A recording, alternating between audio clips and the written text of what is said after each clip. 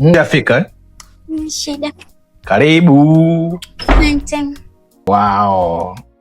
Jisikie kama uko nyumbani. Unajua nimekuchukua kwa kama nimekuokota vile. Mtoto mzuri bado mdogo. Yaani kwanza siamini ninachokiona kwa macho yangu. Yaani hivi kitoto cha 2000 sisi 2005 hiki. Unajua kwenye biashara ya kujiuza ukienda kununua mwanamke unakotea nini wale wakubwa. Miaka 30 yani wale wamejichokea maisha. Sana shangani na kukuta kitoto kama hiki. Yaani kama nimeokota nini dhahabu kwenye mwembe. Imagine. Na mambo ya zamani. Kweli? Okay. Tumeelewana kwamba nikupe shingapi? Nikupe 30,000, si ndio? Ndio. Sasa kwa jinsi ulivyokuwa mzuri, mimi nakupa 50,000. Jamani, asante. Na ukifanya vizuri, nakupa 1,500,000. Wewe kweli? Ya, nimeamua kwa sababu sijai kukutana na kitoto kama Kebu jogo. Wow! Changanya akili mimi, Mungu wangu. Yaani ulivyokuwa mzuri. Sijajua Mungu alikuumba Jumamosi, si Jumapili, yani siku ambaye alikuwa na kazi yoyote. Anachokifanya ni kukuumba wewe. Imagine. Sasa sikia. Nienda kaji. Naona una jasho hivi. Tembea. Kwa sababu hii itakuwa so ile haraka. Kajipige maji afu. Si una nani hata mtandio kwenye pochi yako. Yeah. Haya. Jipige maji chap basi. Bafu lile pale? Wow. Wow.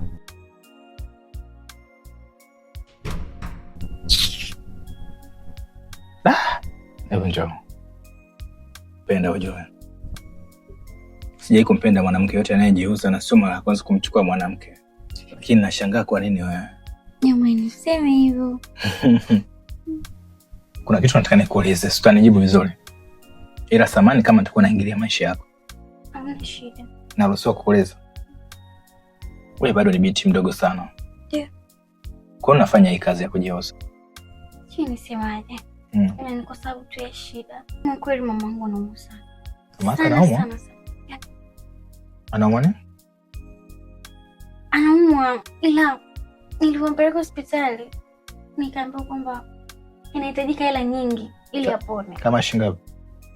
Kama 600 hivi. Sasa nimekuja hapa nimekutest, nimekupandisha kitandani. Nisikia angalau kama utaniambia labda tupime, kama utaniambia labda tutumie kinga huko kimya. Unatembeaje na mwanaume bila kupima, bila kutumia kinga? Hivi huoni kwamba unatarisha maisha yako ya? Yaani unaweza kumpoteza mama yako na ukajipoteza pia, hata kama utakufa utasirika kisaikolojia. Unaelewa? Ila mimi nafanya hii kazi kwa ajili ya mama tu. Sio kwamba nafanya napenda. Yaani sio kwa ajili yangu. Ni kweli sina uzoefu nayo. Na ninafanya ni kwa sababu ya mama. Sina jinsi. Basi mimi nikufundishe. Ukitaka kutembea na mtu pima. Hataki kupima achana naye. Afya ni muhimu. Au nini tumia kinga. Unaelewa? Sasa imagine angalia. Mimi unaniamini, usiangalie mwili huo. Mwili unadanganya. Umeelewa? Sasa nikiwa nimeathirika ni kwa ajili ya mzazi wangu pekee. Najua umejitoa sadaka, lakini sadaka pia unaojifikiria. Imagine. Basi hata kama unafanya, kupima ni muhimu. Kupima nini na kufundisha. Kupima ni muhimu. Usimwamini mtu kwa kumwangalia usoni. Umeelewa?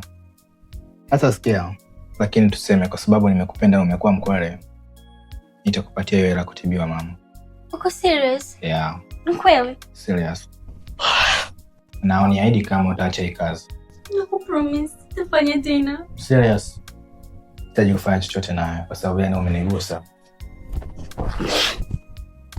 Imeniumiza kwa sababu maisha yangu mimi na wewe yanaendana.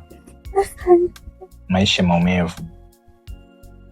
Nimepitia mambo mengi sana kwa sababu ya kukosa fedha kwenye familia yangu. Umeelewa? Kwa hiyo naomba uache kazi sawa. Basi Mwenyezi Mungu atakutangulia. Asante sana kaka wangu. Usijali. Nenda kavae nguo. Asante. Usijali. Asante sana. Kavae nguo ndo.